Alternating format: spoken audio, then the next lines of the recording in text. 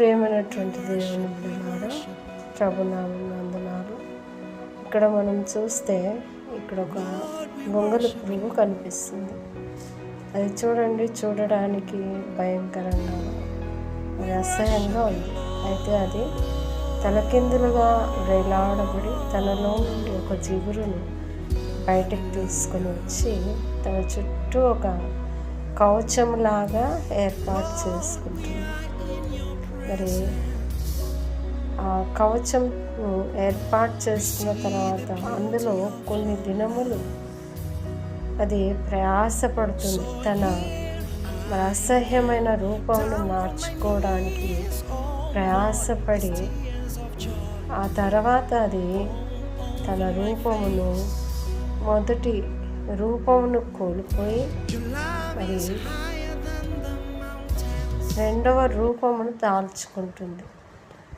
అది రెండవ రూపము ఎంత అందంగా ఉంటుందంటే ఏ వయసు వారైనా సరే దాన్ని చూస్తే పట్టుకోవాలని చూస్తారు, ఆనందిస్తారు. అంత మంచి రూపంలోకి అది వస్తుంది. వచ్చిన తర్వాత అది తన చుట్టూ ఉన్న కవచంలో నుండి బయటికి వచ్చి ఆ కవచమునకే వేలాడబడి మరి ఆ కవచాన్ని అంటిపెట్టుకునే ఉంటుంది.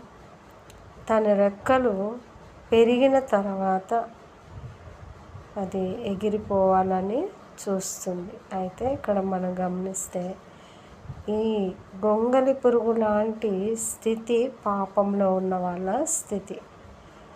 ఎప్పుడైతే ఆ పాపాన్ని చేశామని ఎవరైతే మరి ఒప్పుకొని ఆ పాపాన్ని విడిచిపెట్టి దేవుని చిత్తం ఏందో తెలుసుకొని మరి దేవుని రక్తం చేత కడగబడి దేవుని కొరకు జీవిస్తే రూపాంతరం చెంది మారు మనసు పొంది రూపాంతరం చెందితే దేవుడు ఎంతో సంతోషిస్తాడు.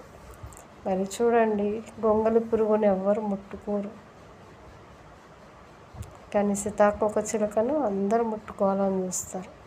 కాబట్టి పాపంతో ఉన్న వారితో ఎవ్వరు కూడా మాట్లాడరు, సహవాసం చేయరు. అదే పరిశుద్ధులుగా ఉన్న వారితో అనేకులు స్నేహం చేయాలని చూస్తారు. మరి దేవుడు నీతో కూడా స్నేహం చేయాలనుకుంటున్నాడు. మరి నీ స్థితిని మార్చుకొని దేవుని దగ్గరికి వస్తే దేవుడు నీకు పరలోకం ఇస్తాడు. నీ కొరకు ఆయన చనిపోయి తిరిగి లేచినాడు కనుక దేవుని దగ్గరికి వద్దాం. ఆమేన్.